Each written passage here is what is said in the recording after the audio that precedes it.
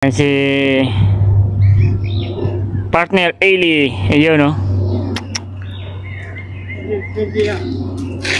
Siya yung siya yung may-ari dito. Ngayong araw mga par, siyempre araw-araw tuwing Sabado, tuwing nandito ako, nagkikita kami dito ng kaibigan kong maintenance na siya ang nagbabantay dito o siya ang namahala, kaya yon, bibigyan naman natin siya ng almusal kasi tuwing nandito ako mga par, pagaling ako sa Quezon City, meron talaga akong pagkain dala para sa kanya. So ngayon bibigyan natin siya ng kape or pang almusal kahit papano.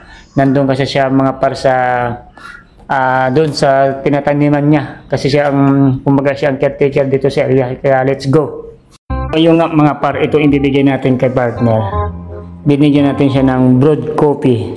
Yan o, ininit ko pa yan sa ininit ko doon sa microwave, at bibigyan natin siya ng Quaker Oats. Yan, sarap nito, the best ng pang almusal. So unahin natin yung Quaker Oats. Quaker Oats.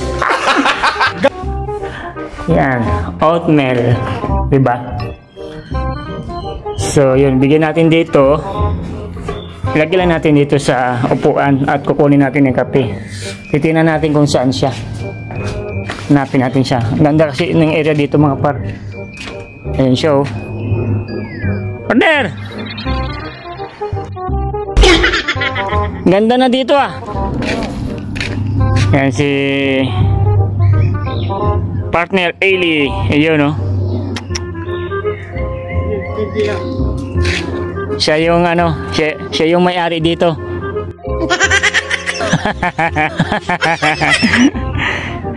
Dito siya ang bantay dito sa Morning Fields. Marami na dito mga par nakatira. Yan, yung iba mga galing pa yung mga Maynila. Kasi napakaganda dito na lugar, napakaliwalas at napakatahimik. Para may narinig ako tikling doon. No? Diyan ba yung pumasok? Ito na yung kape. Ito na yung kape na brewed coffee. Sana. Bigyan natin sa kanya. Ito pa, ininit ko pa to. Ayan. Ano yun siya? Quaker Oats. Yun ang magandang almusal. Hindi ako kumakain. Kumain ka na. Hindi, kakain pala ako. Nagbaon din ako eh. So, iinit ko muna yung pagkain ko. Sige, okay.